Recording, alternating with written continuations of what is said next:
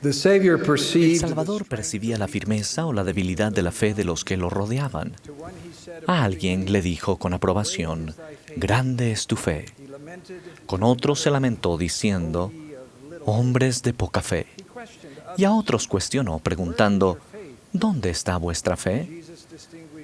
Sin embargo, Jesús honró a otros diciendo, «Ni aún en Israel he hallado tanta fe». Me pregunto, ¿qué pensará el Salvador de mi fe? Y esta noche les pregunto, ¿qué pensará el Salvador de la fe de ustedes? La fe en el Señor Jesucristo no es algo etéreo, que flota libremente en el aire. No llega a nosotros por casualidad, ni la conservamos por derecho natural. Es, como dicen las Escrituras, la certeza, la convicción de lo que no se ve. La fe emite una luz espiritual que se puede discernir. La fe en Jesucristo es una dádiva del cielo, que se recibe al elegir creer y al procurarla y aferrarnos a ella. La fe o aumenta o se debilita. Es un principio de poder que no solo es importante en esta vida, sino en nuestro progreso del otro lado del velo. Por la gracia de Cristo, un día seremos salvos por medio de la fe en su nombre. El futuro de su fe no lo determina la casualidad, sino sus elecciones. Hace un mes conocí a Haroldo Cavalcanti en Brasil. Él fue bautizado a los 21 años y fue el primer miembro de la iglesia de su familia. Tenía una fe intensa y de inmediato comenzó a prepararse para servir en una misión. Lamentablemente, a su madre le diagnosticaron cáncer. 3 meses después, apenas días antes de morir, le expresó a Haroldo su mayor preocupación. No tenía parientes que le ayudaran. Haroldo tendría que hacerse responsable de 2 hermanas y un hermano menor que él. A su madre agonizante le prometió solemnemente que lo haría. Durante el día trabajaba en un banco y por la noche asistía a la universidad. Siguió guardando sus convenios bautismales, pero sus esperanzas de servir en una misión se desvanecieron. Su misión sería cuidar de su familia. Meses después, al preparar un discurso para la reunión sacramental, Haroldo estudió las palabras que Samuel dijo al rey Saúl en tono reprobatorio. El obedecer, leyó él, es mejor que sacrificar. Haroldo sintió la impresión aparentemente imposible de que debía obedecer el llamado del profeta de servir en una misión. Sin dejarse desanimar por los obstáculos que tenía ante él, procedió con enorme fe. Haroldo guardó todos los cruzeiros que pudo. A los 23 años, recibió su llamamiento misional. Él dio instrucciones a su hermano de la cantidad mensual que debía retirar de su cuenta para la familia. Haroldo no contaba con suficiente dinero para cubrir todo el costo de la misión y mantener a sus hermanos, pero con fe entró en el CCM. Una semana después, recibió la primera de muchas bendiciones. El banco en el que trabajaba el elder Cavalcanti inesperadamente duplicó el dinero que iba a recibir al dejar de trabajar. Con ese y otros milagros, se proporcionó el ingreso necesario para cubrir su misión y mantener a su familia en su ausencia. 20 años después, el hermano Cavalcanti es ahora el presidente de la estaca Boa Viagem, Recife, Brasil. Al recordar aquellos años, él dijo, conforme trataba de llevar una vida recta, sentía el amor y la guía del Señor. Mi fe aumentó, permitiéndome superar muchos retos. La fe de Haroldo no fue una casualidad, sino una elección. Hay muchos hombres y mujeres cristianos que tienen una profunda fe en el Señor Jesucristo. Los honramos y respetamos. Sin embargo, hermanos, a nosotros se nos ha dado algo más, el sacerdocio de Dios, el poder de Dios que fue restaurado en la tierra por ángeles santos. Eso los hace diferentes. Ya no están en terreno neutral. La fe de ustedes no aumentará por casualidad, sino por elección. La forma en que vivimos aumenta o disminuye nuestra fe. La oración, la obediencia, la honradez, la pureza en pensamiento y en obras, y la falta de egoísmo aumentan la fe. Sin ellas, la fe disminuye. ¿Por qué le dijo el Salvador a Pedro, pero yo he rogado por ti que tu fe no falte? Porque hay un adversario que se deleita en destruir nuestra fe. Sean implacables en la protección de su fe. Analizar las preguntas sinceras es una parte importante de edificar la fe, y para ello usamos el intelecto y los sentimientos. El Señor dijo, hablaré a tu mente y a tu corazón. No todas las respuestas se reciben de inmediato, pero la mayoría de las preguntas se pueden resolver mediante el estudio sincero y al procurar las respuestas de Dios. Usar la mente sin el corazón no producirá respuestas espirituales. Nadie conoció las cosas de Dios, sino por medio del Espíritu de Dios. Para ayudarnos, Jesús nos prometió otro consolador, al que llamó el Espíritu de verdad. La fe nunca exige una respuesta para cada pregunta, sino que procura la seguridad y el valor para seguir adelante, a veces admitiendo que no sé todo, pero sé lo suficiente para seguir en el camino del discipulado. Al sumergirnos en la duda persistente, intensificada por las respuestas de escépticos e infieles, debilita la fe en Jesucristo y en la restauración. El hombre natural no percibe las cosas que son del Espíritu de Dios, porque para él son locura. Por ejemplo, los cuestionamientos respecto al profeta José Smith no son nuevos. Sus críticos los han lanzado desde que esta obra comenzó.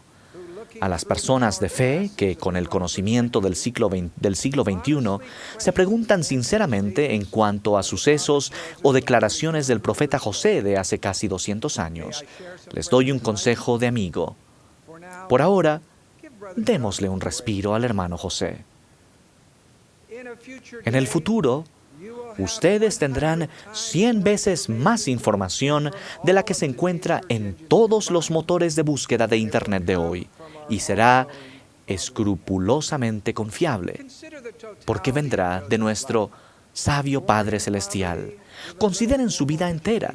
Habiendo nacido en la pobreza y con poca instrucción formal, José tradujo el Libro de Mormón en menos de 90 días. Miles de hombres y mujeres sinceros y devotos abrazaron la causa de la restauración. A los 38 años, José selló su testimonio con su sangre. Testifico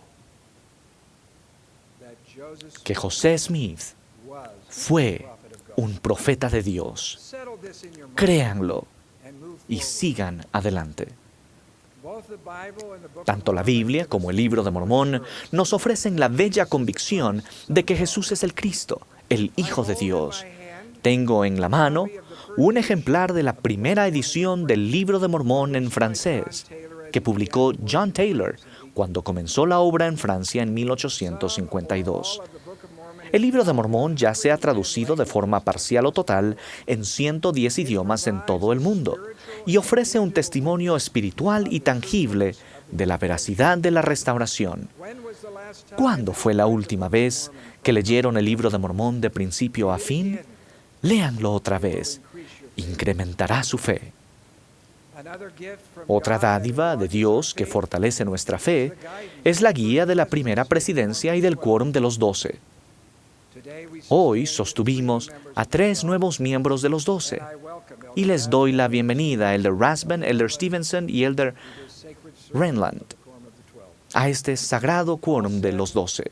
Pablo dijo, Él llamó a apóstoles y a profetas a fin de perfeccionar a los santos, hasta que todos lleguemos a la unidad de la fe y del conocimiento del Hijo de Dios, para que ya no seamos llevados por doquiera de todo viento de doctrina, por estratagema o por aquellos que emplean con astucia las artimañas del error.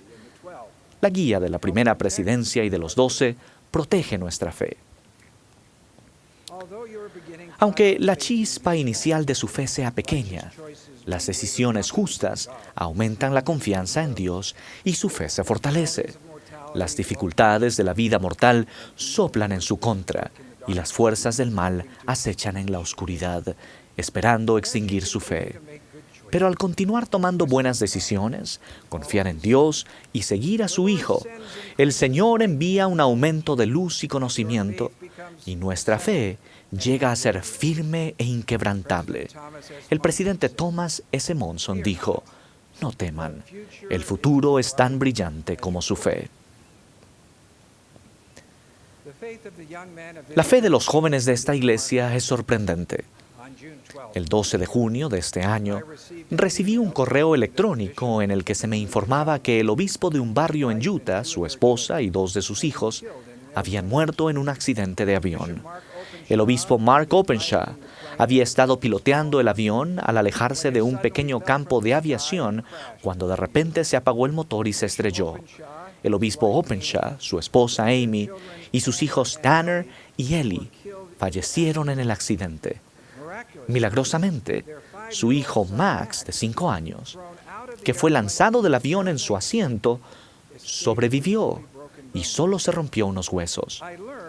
Me enteré de que su hijo, el elder Porter Openshaw, estaba sirviendo en la misión Islas Marshall, Majuro, y que su hijo Zane, de 17 años, estaba en Alemania en un intercambio cultural de la escuela. Llamé al elder Openshaw a la isla Navidad.